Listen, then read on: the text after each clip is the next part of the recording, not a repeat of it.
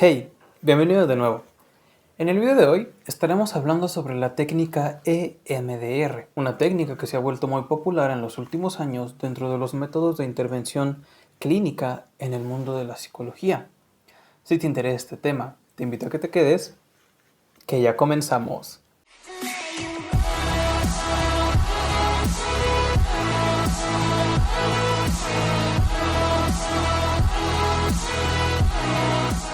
¿Qué carajo significa EMDR?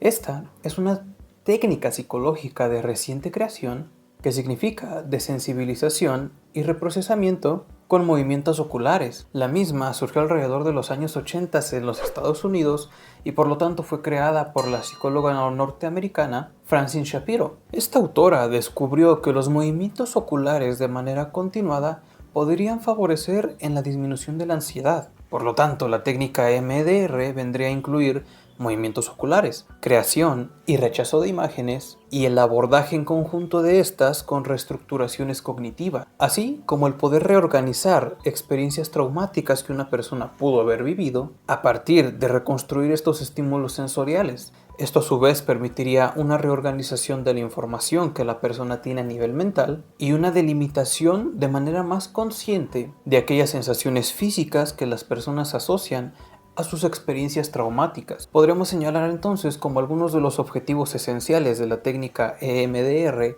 el poder disminuir pensamientos que son catalogados como negativos, así como poder disminuir el estrés psicológico y con esto desarrollar mejores funciones adaptativas. Como podrás imaginar, uno de los conceptos fundamentales en esta técnica psicológica es el de reprocesamiento, y con este nos vamos a referir a la manera en que nosotros podemos lograr que nuestro paciente pueda volver a almacenar de una manera más adecuada aquellas experiencias traumáticas. Y esto evidentemente para la técnica EMDR no se logrará únicamente guiando de manera adecuada afectos y conductas que ayude a las acciones futuras de la persona, sino que en esta técnica se pretende acercarse de manera imaginaria y en periodos cortos que se pueden interrumpir en cualquier momento, generando con el tiempo mejores adaptaciones a aspectos como el temor y sentimientos que se ubican en variados trastornos como la ansiedad. Es decir, a partir de los movimientos oculares que son guiados por el terapeuta, nuestro paciente logra recodificar aquello que ha vivido de manera traumática. Con esto dejamos de incidir plenamente mediante la acción de la palabra, como en la mayoría de las técnicas terapéuticas, e intentamos llegar a una dimensión cerebral a partir de la estimulación de los sentidos. La premisa entonces es que en la medida que nosotros ubicamos el movimiento ocular, nuestro cerebro trabaja de formas distintas, y con ello el proceso de la memoria se puede ver modificado, cambiando así experiencias que son traumáticas. Al ser esta técnica de reciente creación y ser de un corte objetivo, se le ha permitido sustentarse en una serie de bases neurobiológicas. Revisemos algunas de sus principales premisas. Lo primero es reconocer que nuestras experiencias que tienen fuertes cargas afectivas se almacenan en la amígdala, pero con el paso de los años pareciera que estos recuerdos se mueven de lugar y son a veces guardados en el neocórtex. Esto le permitirá al individuo tener una experiencia de los mismos donde los pueda enfrentar. Por supuesto que también en este proceso de almacenamiento participan áreas como el hipocampo. Y por supuesto, cuando nos enfrentamos a situaciones traumáticas, este proceso de recogida y guardado de información se ve alterado, sobre todo en aquellos recuerdos que alberga nuestra memoria declarativa. Es por esta razón que a veces cuando intentamos extraer ese tipo de memorias en el ámbito clínico, los pacientes no logran recordar de manera fiel aquellos ámbitos que se han vivido en determinados momentos de su vida. Tampoco recuerdan los espacios o aquellos lugares en los cuales acontecieron de manera precisa. Nuevamente diríamos que entonces el efecto terapéutico de la técnica EMDR reside en que a partir de nuestros movimientos oculares y del reprocesamiento consiguiente de la información, se logra una disminución de las vivencias de esas imágenes que son estresantes. Y esto es gracias a que la técnica incide en nuestra función visoespacial y en nuestra memoria de trabajo. En palabras más coloquiales, la técnica EMDR nos permite que los recuerdos sean menos vívidos, o que en otras palabras, tengan una carga emotiva menor. Otros análisis han demostrado que los pacientes que reciben terapias con la técnica EMDR generan una mayor hiperactividad del área cerebral del cíngulo, así como del lóbulo frontal izquierdo, y esto es igual a un aumento en la actividad del sistema límbico. situación que a su vez optimiza nuestra capacidad para poder diferenciar entre situaciones de amenaza real y aquellas que son ficticias. Interesante, porque en los pacientes que han vivido situaciones traumáticas como estrés postraumático, esta diferenciación se ve alterada, y entonces el mundo se vive como algo amenazante. Estímulos muy pequeños generan a veces frustraciones sumamente grandes. Así, el reprocesamiento de la información pareciera ser una manera de entrenar a nuestro cerebro para que reaccione de formas más efectivas ante situaciones que son parecidas en algunas ocasiones. ¿Cuáles serían entonces algunas de las problemáticas que aborda la técnica EMDR como proceso terapéutico? Como ya te he comentado anteriormente, el estrés postraumático fue la primera, y esto de la mano de su creadora, Francine Shapiro. Aplicó la misma con veteranos de guerra, y específicamente sus estudios arrojaron que el uso de su técnica en combinación con terapia cognitivo-conductual, así como el poder añadir farmacoterapia, permitía una mejoría significativa en este tipo de pacientes. Los trastornos alimentarios también han sido abordados por este modelo. En especial, han logrado incidir en la mejoría de la percepción de la imagen corporal y de la autoestima. Sin embargo, a la fecha tampoco han demostrado que su efectividad sea mayor que la de otros tratamientos terapéuticos, por lo que su uso en este tipo de trastornos sigue siendo aún limitado. Las toxicomanías son una más. Sin embargo, aquí también el recorrido de la técnica MDR es corto,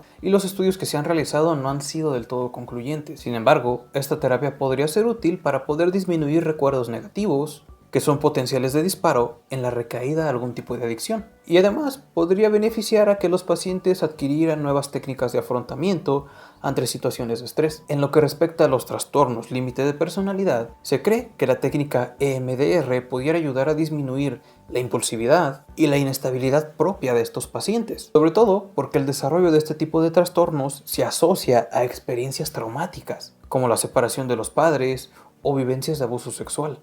Además, se cree que la técnica EMDR pudiera también ser útil en terapia de pareja, sobre todo en aquellas que los modelos terapéuticos convencionales no han logrado tener los efectos esperados para la pareja. Estas son las principales propuestas de la EMDR en sus campos de intervención. Sin embargo, conforme avanza su desarrollo, se ha propuesto su utilización en un gran catálogo de trastornos, como pudieran ser fobias específicas, trastornos de pánico, el manejo del dolor, los trastornos de ansiedad, alteraciones como la agorafobia, alteraciones dermatológicas e inclusive gastrointestinales. Analicemos de una manera muy breve cuáles son los elementos o las etapas en el tratamiento EMDR. Como toda psicoterapia, se comenzará desarrollando una historia clínica y un plan de tratamiento para poder evaluar los síntomas y los comportamientos disfuncionales de la persona. Posteriormente se realizará un proceso de preparación donde se establece una relación terapéutica, se plantean expectativas, se realizan procesos de psicoeducación